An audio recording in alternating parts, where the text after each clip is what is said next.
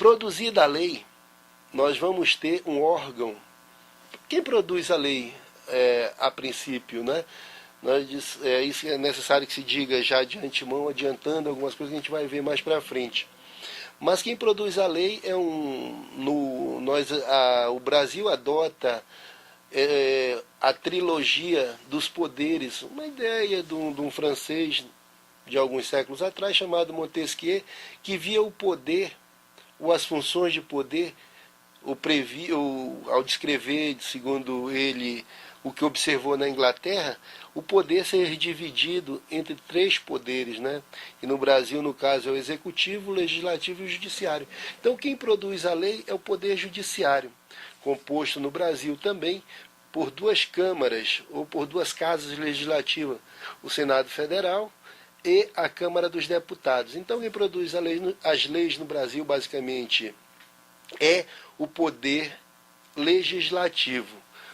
O poder judiciário, o poder executivo participa também da feitura de algumas leis, não de todas, mas participa também. O presidente sanciona as leis ordinárias, por exemplo, né, e as leis complementares. E o judiciário pode entender que aquelas leis são inconstitucionais e põe por terra, tira do mundo jurídico uma determinada lei que venha a ser produzida pelo Congresso Nacional. Então, esse poder é o encarregado de produzir todo o arcabouço legislativo, normativo que se tem no Brasil de hoje. Como os senhores estão vendo aqui, nós temos à nossa frente a Constituição da República Federativa do Brasil, de 1988. E ela regra especificamente tudo isso, como se faz as leis, como elas são aprovadas, quando entram em vigor, etc, etc. E nós vamos ver ao longo da nossa conversa tudo isso. Então, como eu lhes disse, quem produz a lei é o Poder Legislativo. O Poder Legislativo põe a lei para viger e, posteriormente, ao haver um conflito entre dois cidadãos, por exemplo, é chamado um outro poder do Estado para decidir aquele conflito com base naquela lei produzida pelo Legislativo. E esse poder que é chamado é o Poder Judiciário. É o juiz que vai dizer quem tem razão naquele caso concreto. Então, nós temos aí mais um poder, exercendo suas atividades previstas pela Constituição, que é de solucionar os conflitos sociais. E lhes adianto aqui também algo sobre o poder executivo, que é aquele poder que realiza o que a lei determina, o que a lei manda fazer. É o poder que constrói escola, é o poder que faz esgoto, a rede de encanamento de esgoto, e etc e tal. É quem dá execução, por isso poder executivo, quem dá execução às leis, porque a lei nem sempre, ela é só um objeto ideal, embora exista ali no papel, ela não tem, embora ela tenha vontade, ela não se auto-executa, ela precisa do ser humano para lhe dar concretude, não é? E os seres humanos que dão concretude à lei são aqueles que integram o poder dos prefeitos municipais, que estão mais próximos de nós, que administram os municípios nos quais todos nós moramos. Todos nós moramos, a princípio, no Brasil, que é o país, num determinado estado, Amazonas ou São Paulo, por exemplo, e no município, Maranhão, por exemplo, no estado do Amazonas, e o município de São Paulo, no estado de São Paulo. Então, a gente está sempre próximo, ou mais próximo, do prefeito municipal, é a autoridade do executivo mais próxima de nós. Depois, no estado, quem mora em Maranhão encontrará, na capital do estado, o governador do estado do Amazonas, que está em Manaus, e o presidente da República na capital do país, que, segundo a Constituição, é o Distrito Federal, que é Brasília, né? E assim nós temos o poder executivo trabalhando. Todos os poderes trabalham, mas ele é aquele que executa as vontades, as vontades das leis.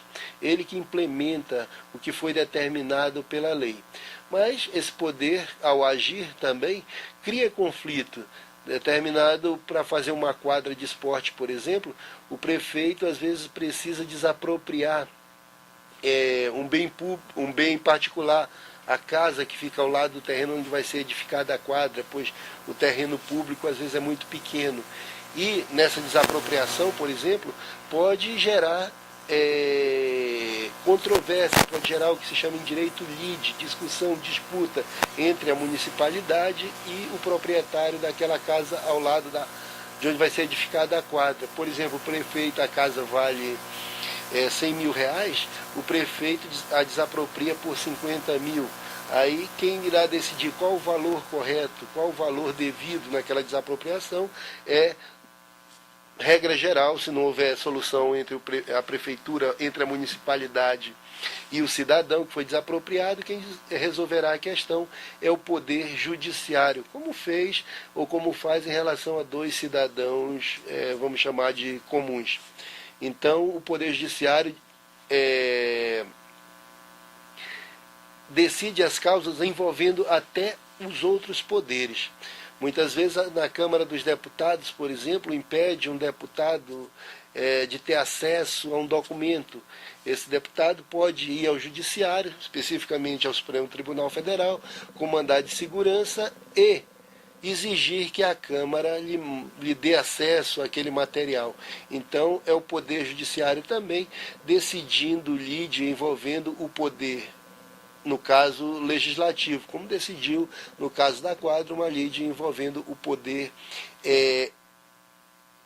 executivo. E o Judiciário também, obviamente, decide as causas internas dele também. Um magistrado que teve sua promoção preterida por um tribunal, pode recorrer ao próprio judiciário, que é quem vai dizer se ele tem razão ou não. Então o Poder Judiciário pode-se entender que é o poder que decide as causas de todos os poderes. Mas, muito bem, voltando à criação do direito, as leis são feitas, o legislador procura, ou pela experiência do que já viveu, prever um futuro, o que pode acontecer no futuro. Ou ele entende que aquilo que aconteceu no passado foi bom e diz, olha, se lá no passado aconteceu isso e foi resolvido dessa maneira, eu vou colocar na lei que se acontecer no futuro algo semelhante, a lei disporá no mesmo sentido como foi resolvido no passado. Aí estatui a lei. Depois lá vai ter aquelas aplicações que lhes falei anteriormente.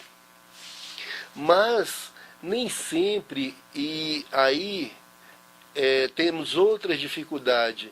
Quem elege os senadores, deputados que fazem as leis? Como eles são eleitos? De que forma?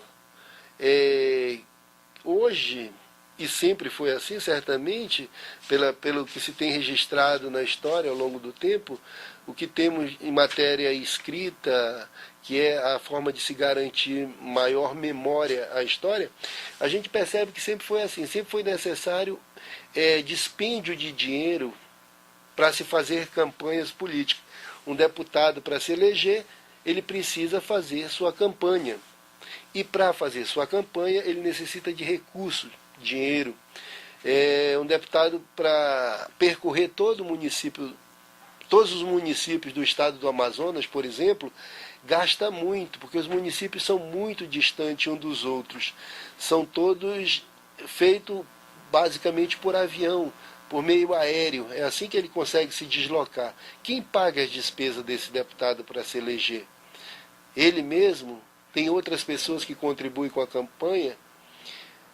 Pois é, sempre,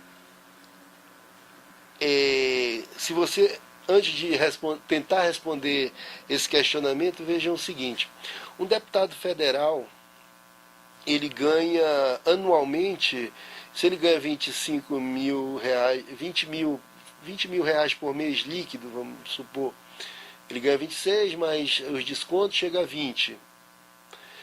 20 vezes 12, nós teríamos quantos mil?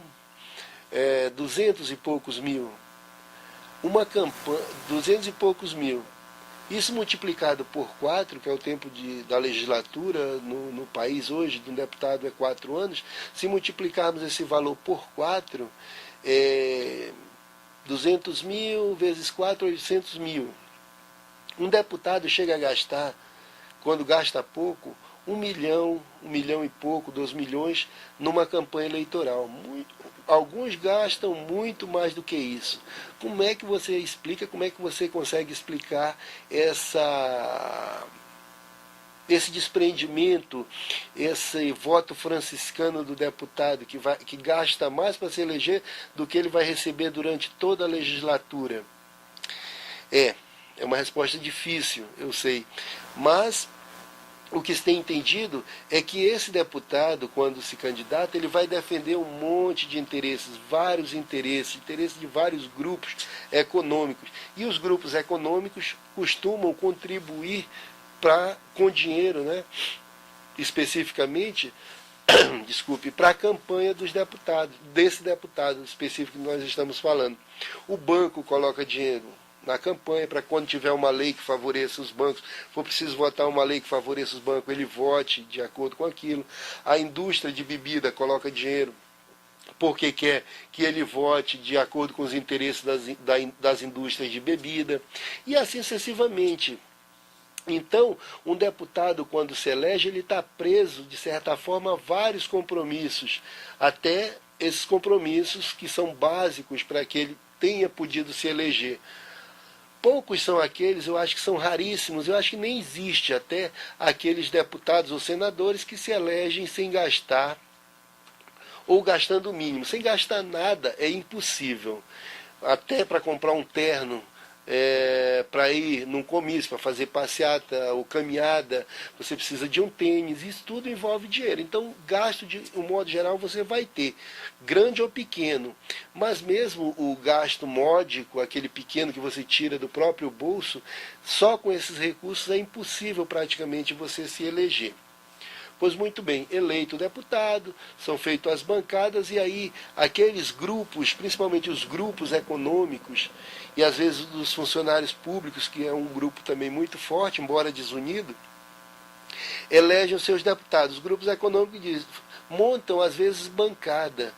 Você que nós ajudamos a eleger, você vai votar de acordo com o interesse que na próxima eleição você receberá de novo a nossa ajuda. Porque saibam disso, meus caros, que nenhum político abandona a política. Geralmente é a política que abandona o político. Depois que ele começa a perder e não volta mais. Então, mas ninguém... Por que ninguém abandona a política? Porque poucas pessoas abandonam o poder. O poder rejuvenesce, o poder embeleza, o poder o poder rejuvenesce, o poder embeleza, o poder dá àquele que o exerce a capacidade de decidir a vida do outro, de impor sua vontade, de construir determinadas obras que ele sempre sonhou, que a população reivindicou e ele acata. Então, torna o homem muito poderoso. E esse poder ninguém quer abandonar. Então, isso acontece com qualquer pessoa. Poucas são aquelas que renunciaram ao poder de um modo pacífico, não é? Abandonaram simplesmente e foram exercer outras atividades, mas são pouquíssimos. Como eu lhes disse, é o poder que costuma abandonar a pessoa, a política, os eleitores, né? Quando vivemos numa democracia, obviamente, os eleitores abandonam e eles encerram as suas carreiras políticas.